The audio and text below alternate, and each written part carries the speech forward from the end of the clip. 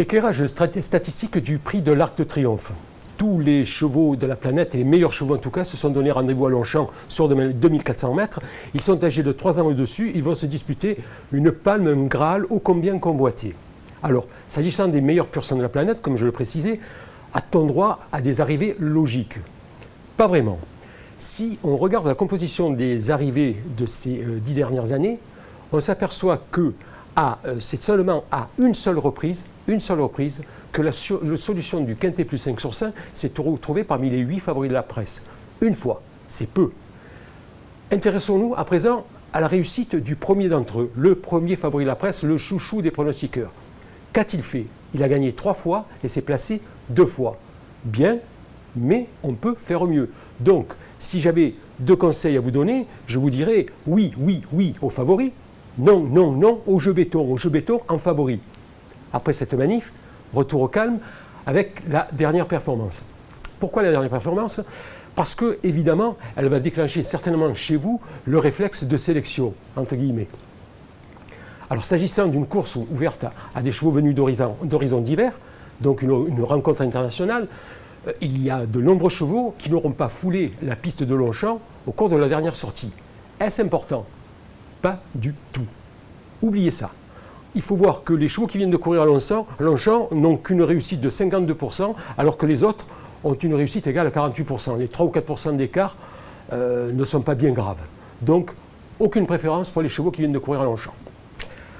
Ensuite, il y a eu des épreuves préparatoires, puisqu'on parle de la dernière sortie, il y a eu des épreuves préparatoires, le Niel, le Vermeil, le Foix, le Grosser Price von Baden-Baden, bref, et j'en passe.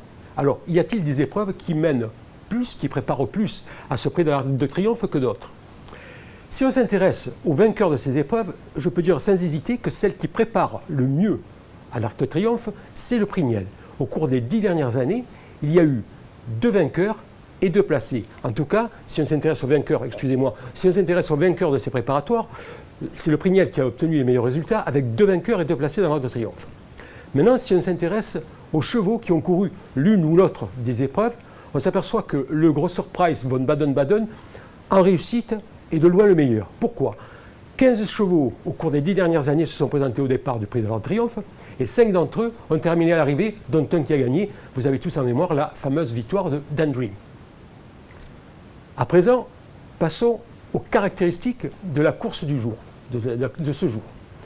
Eh bien, on s'aperçoit que, curiosité, si vous cherchez un cheval, disons, sans trop réfléchir à une sélection, si vous cherchez un cheval comme ça à sélectionner, je dirais à choisir spontanément, préférez le cheval qui s'élance depuis la première place à la corde. Au cours des 10 dernières années, il a obtenu 60% de réussite. Qu'il soit favori, outsider ou gros tocard, Ayalanda, plus de 130 contre 1, il s'était élancé depuis la première stalle de départ. À présent, pour vous aider à trouver le Graal, eh bien, je vais vous donner 2 systèmes de sélection. L'un concerne les favoris, l'autre les outsiders, puisque je vous avais dit en préambule qu'il fallait à tout prix ouvrir son jeu aux outsiders. Le système pour favoris. Intéressez-vous aux 6 favoris de la presse, simple. Parmi eux, choisissez ceux qui ont couru à Longchamp, et ils seront plusieurs dans ce cas. À ce moment-là, choisissez celui qui est parti avec la plus petite cote au cours de cette dernière sortie. 6 favoris, dernière course à Longchamp, plus petite dernière cote. Et là, vous avez un magnifique, un monumental, un colossal 88% de réussite si on s'intéresse aux 5 premiers de ce prix de l'Arc de Triomphe. Ce n'est pas fini, passons aux outsiders, parce que bon, c'est peut-être le cheval qui va vous aider à faire cette différence.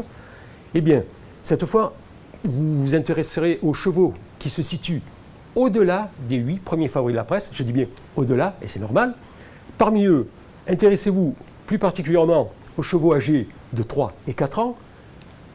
Intéressez-vous encore parmi eux à ceux qui viennent de terminer parmi les 3 premiers sur 2400 mètres.